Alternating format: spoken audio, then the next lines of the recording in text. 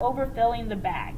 And so what we are thinking, our alternative hypothesis is that the true proportion of yellow M&Ms is actually more than that 14% that they are claiming.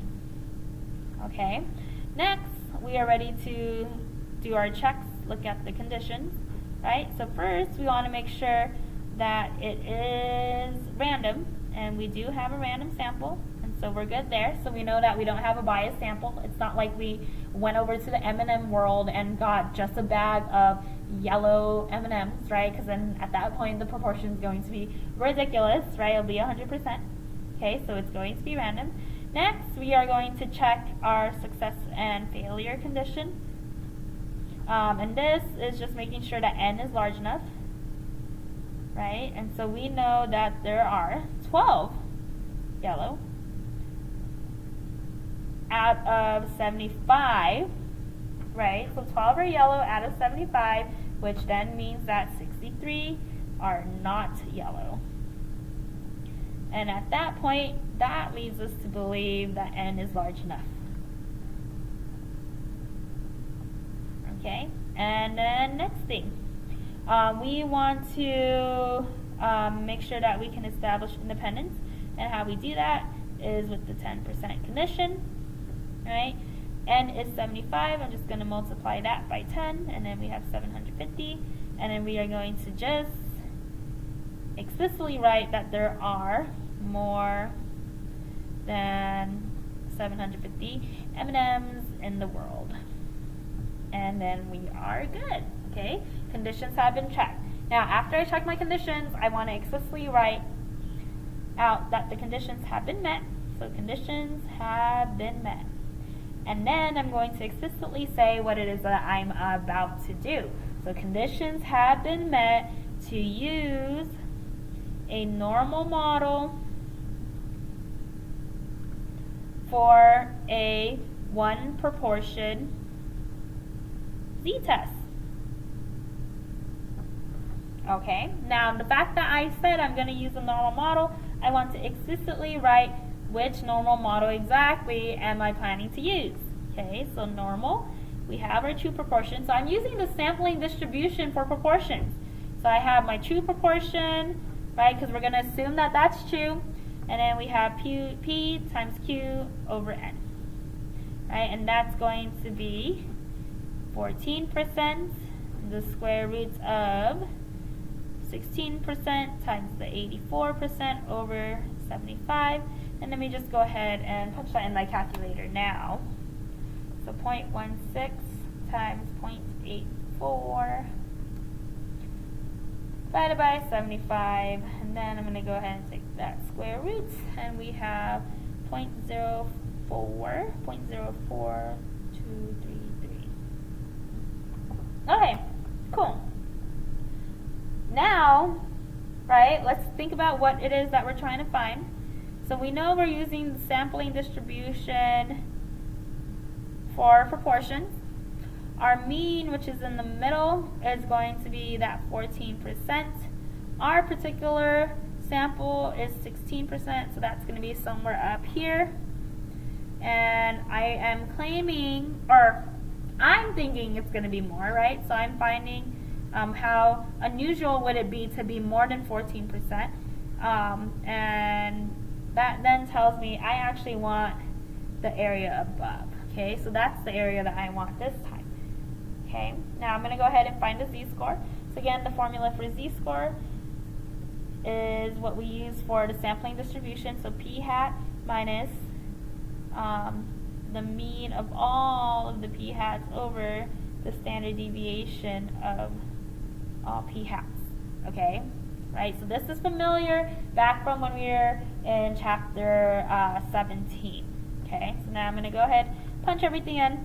Okay, so we have that 16%, and there is the actual true proportion that they're claiming over a standard deviation, which is over here, 0.04233. Okay, when you punch that into the calculator, you're going to get a z-score of 0.4992. Okay, now I am going to go ahead and find my p-value. Oh, I forgot to write down my steps. This is the mechanics, right? So I'm actually doing the mathy part, okay? Okay, so to find the p-value, so I want the probability that our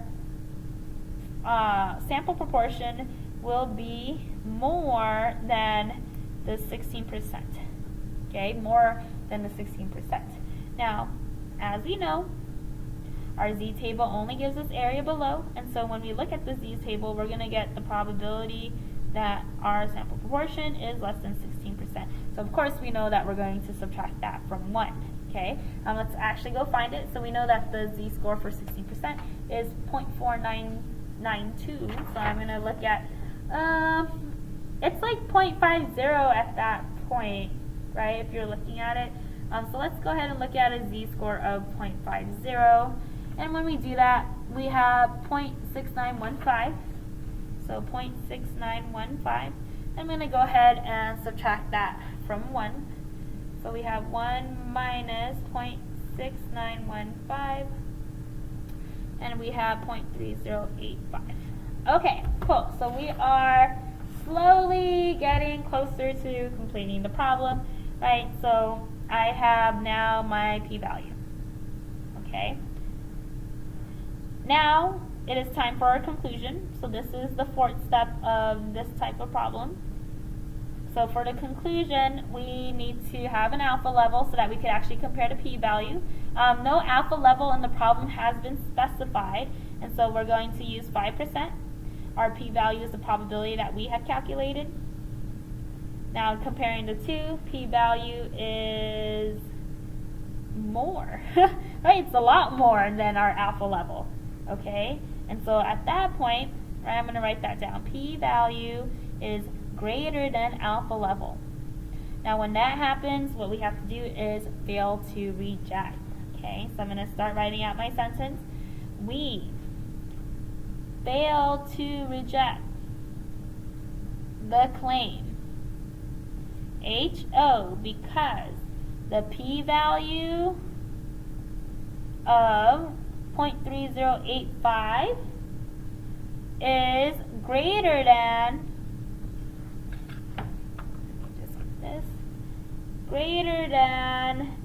the alpha level of 0.05. Okay? Then we need to have a second sentence because we have to put context in this problem. We are going to say we do not have sufficient evidence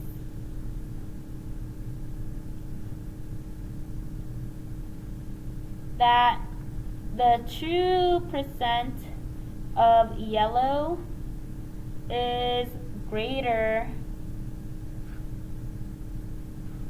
than 14%. And then we are done. Okay, so that's a full problem all together. Okay.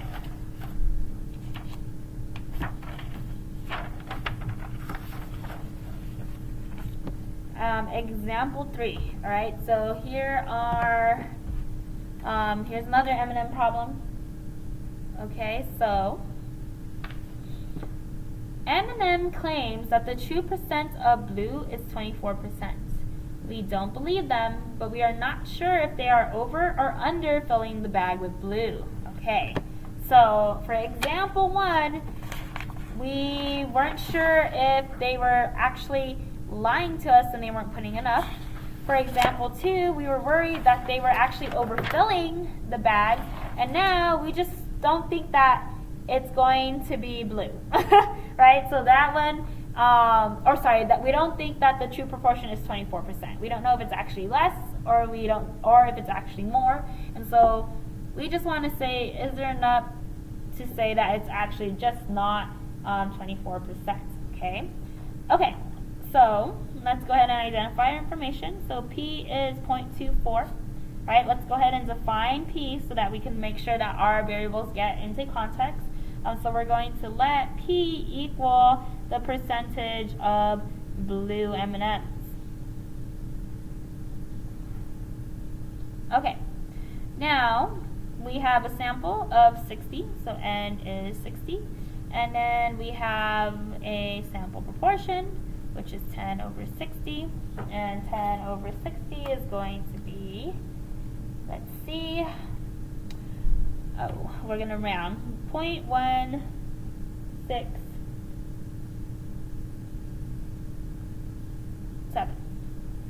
Okay, and then 1 minus 0.167, that makes Q hat 0.833.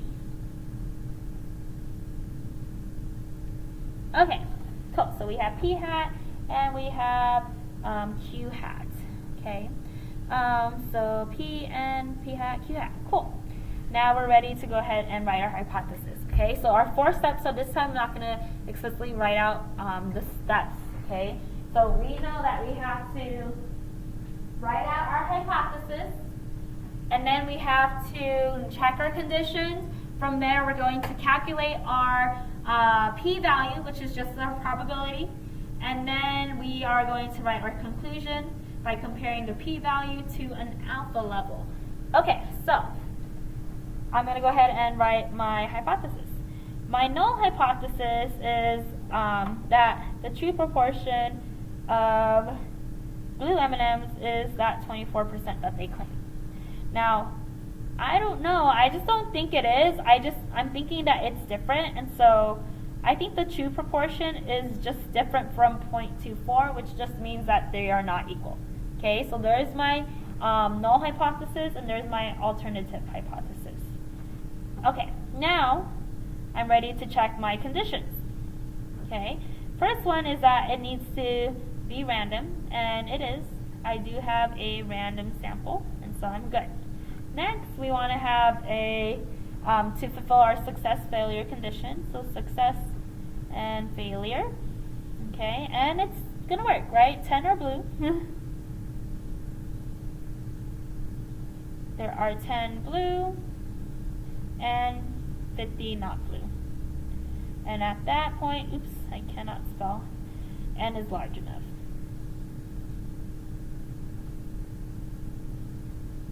Okay. And then, of course, our 10% condition to check independence. I'm just going to take 10 and multiply that with my n, which is 60 and 600. Now I'm going to write out my sentence. There are more than 600 M&Ms. Okay, so there are more than 600 M&Ms. At that point, I am ready. I can say that conditions have been met to use the normal model for our one proportion z-test. Okay, now the fact that I'm saying I'm using my normal model, I'm going to go ahead and define it. And so we are working with the sampling distribution for proportion. So n for normal, and then we have p, and then we will have p times q over n, punch everything in. N, p is 0.24. Then we have, what is this? 0.24 times 0.76 over n, which is 60. Okay, let's just calculate that so that we already have that ready to go. So 0.24 times 0.76 divided by 60, and then I gotta make sure that I take the square root of that. Then we have 0.055. Okay. Cool. Now we have to actually find the z-score so that we can find the probability, right? So I'm ready to find the p-value. Now, let's always draw pictures so that we understand what the area is that we want. Okay, so here is 24%. I want to find the probability that it is just not 24%. Okay, now here's how we're going to do this, alright? So it's going to be a little different. I am going to specifically use an alpha level of 0.05 because they didn't tell us. Okay. Now, right, so this is where 95% of the data is, and then over here is the area that I ultimately want to find. Does that make sense? So this together is going to be 5%. And I am going to check whether or not these two pieces of area is going to be, if these two pieces will actually be greater than or less than this 5%, okay? So here's how you're going to do this. Just calculate the z-score as normal, right? So z is equal to our 0.167 minus 0.24 over your standard deviation, which is 0.55, okay? When we punch that into the calculator, we are going to get 0.167 minus 0.24 divided by 0.055, okay? And we get negative 1.327. That comes here. Negative 1. I'm going to make it 33. Now it's going to be symmetrical, so I have 1.33 up here. And so what I want to do is find this area below, but I also want to find this area above, okay? And so what that means is that I'm going to basically take 2 times the probability, right, for the p-value. It's the area of what we want, so I'm going to have 2 times the probability that x is going to be less than 24%, because that p hat is going to be less than 24%, because that's going to be the same as above, right? That's why I'm multiplying by 2. And so 2 times, now I'm going to go look at my z table, so I'm going to look for negative 1.33. Negative 1.33 is over here. That's 0.0918. 2 times 0.0918. And then our p-value is 0.0918 times 2. 0.1836. Okay. Awesome. Okay, so this is what's known as a two-tailed test, because I'm trying to capture the area that is above and below, right? Because I'm not saying that it's greater than or less than, I'm just saying it's not equal to. So I want to get stuff that's out over here, okay? Now, once I get that, I am ready to make my conclusions. The alpha level is 5%, and my p-value is 0.1836. So in this situation, the p-value is greater than the alpha level, which means we are going to fail to reject. So time to write our conclusion. So we fail to reject HO because our p-value of 0.1836 is greater than the alpha level of 0.05. And then we write out our context. We do not have sufficient evidence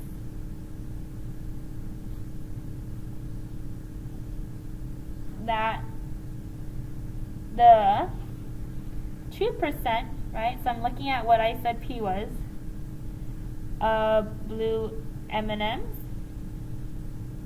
is not equal, and there's my alternative hypothesis, to 24%. Okay, so that is the first half of notes.